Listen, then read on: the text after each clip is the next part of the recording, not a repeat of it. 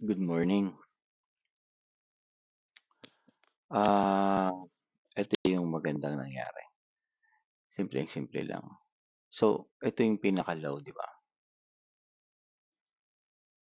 Ito yung pinaka-low. So, yan yung support.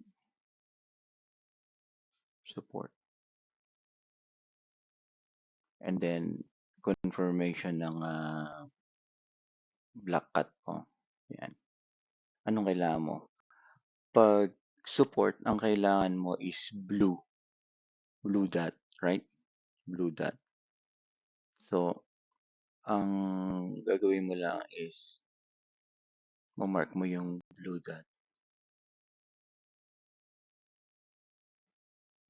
Um,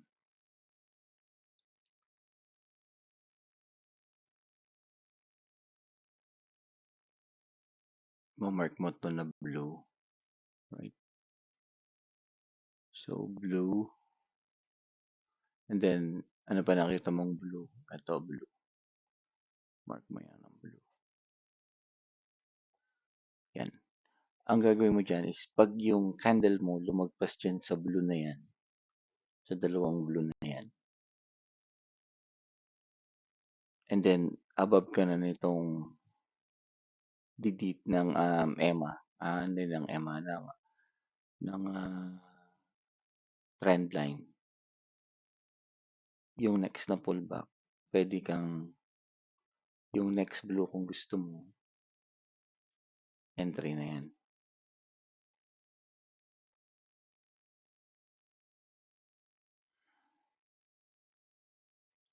So, entry na yan. Or, itong pullback dito. Basta wag lang niyang i-break itong blue na area mo. So, itong blue na area na yan. Huwag niya lang i-break yan. Yung gray area. Pwede ka nang mag-trade ng pullback dito. So, support, black cat, blue, tapos hindi niya na mabibreak yung blue na yan. Then, above nitong kuha na yan, ng trend line. Ganun din dito sa support, sa resistance. Sa resistance naman, resistance, right? Red naman ang hinahanap mo. Red. Gawin natin red yan. And then, another red. Another red. Yan. So, ang trade mo dito, kailangan, hindi babalik dito sa gray area na to. Sabihin natin red. Red area. Ito, blue. Lagyan natin blue. Blue area.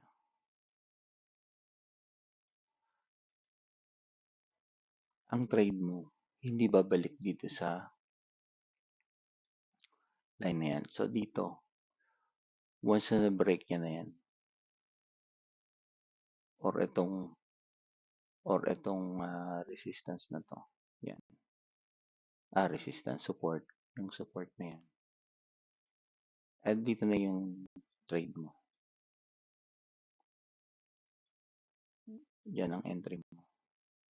Ito lang ang kita mo. Pero 4 hours yan.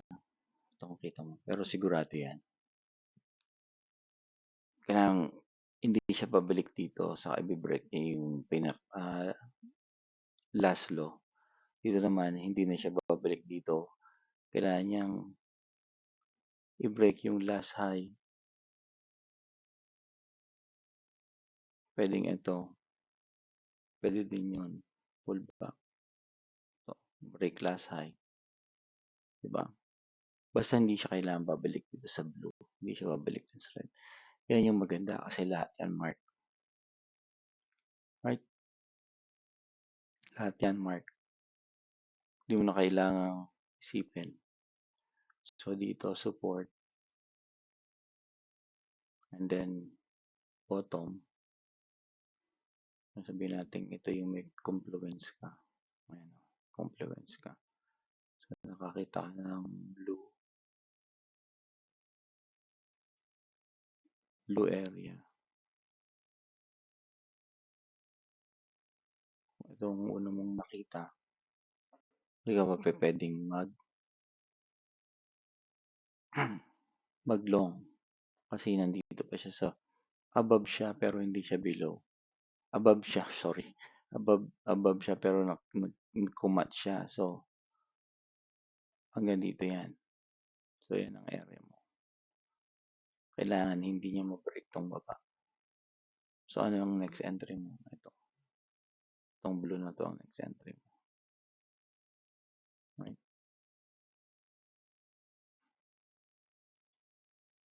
Ito. Ano ang entry mo?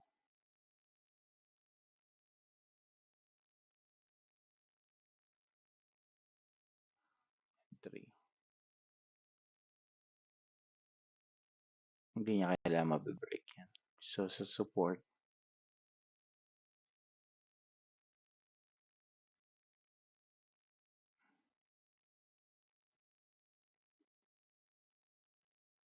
let's say, ito yung support. Resistance. Ito yung resistance. Ano yung unang red mo? Resistance.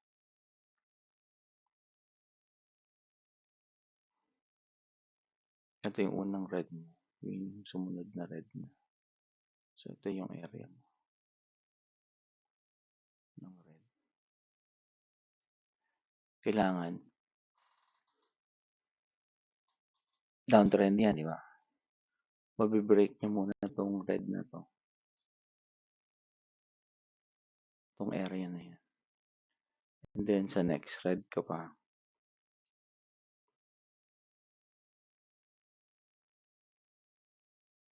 Next red ka pa mga kapag. Ito lang ang date. Ito lang ang mo. Trade mo. Hindi yan na pinasok. Kasi ito lumabas yung red. Yan pa lang yung trade mo. Pero meron ka na rito. Pwede ka rin mahirap kasi kung ito na break niya. Yan. Itong low na to na break niya. So, dito pwede kang mag-trade. Pero, konti na lang yung trade mo. So, at least dito, meron kang idea kung nasang trade ka na. Kung gusto mong shortcut, pwede kang mag-block ng red na lang. Ayan. Downtrend yan, di ba? Downtrend yan. Ang next na entry mo is ito mga red na to. Yung hindi magbe-break dito sa una mong binlock. So, ito lang ang trade mo. Ayan. Kasi pagdating dito, nilagpasan niya na yun.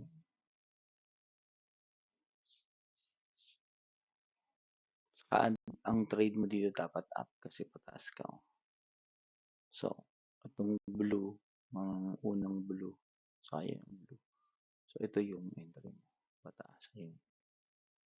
Yan yung maganda. Kasi mark na lahat. Mark na lahat. Tingnan mo na lang. Kunyari, ito. Support. Blue, blue, red, blue, blue. Right? So, support, red, then blue, blue. Anong gagawin mo? I-mark mo lang ito. Dalawang blue. And then, pag yung pullback hindi na umabot yan, pwede yung entry na yan o pwede yung blue na yun. Then, ito, confirmation mo yun. Saka itong regression. Sabihin pataas. Yun ang maganda na nakita ko. Mark. Mark ka na lahat. Sundan mo na lang yung parallel. Low, overbought or oversold. Right? So, dito, against the trend, ito yan, against the trend. Yan. So, ang entry mo dito pag na-break niya itong lower high, lower low, to. Yan. Yan ang trade mo dyan. Itong area na ito lang. Okay. Yan lang muna. Stop.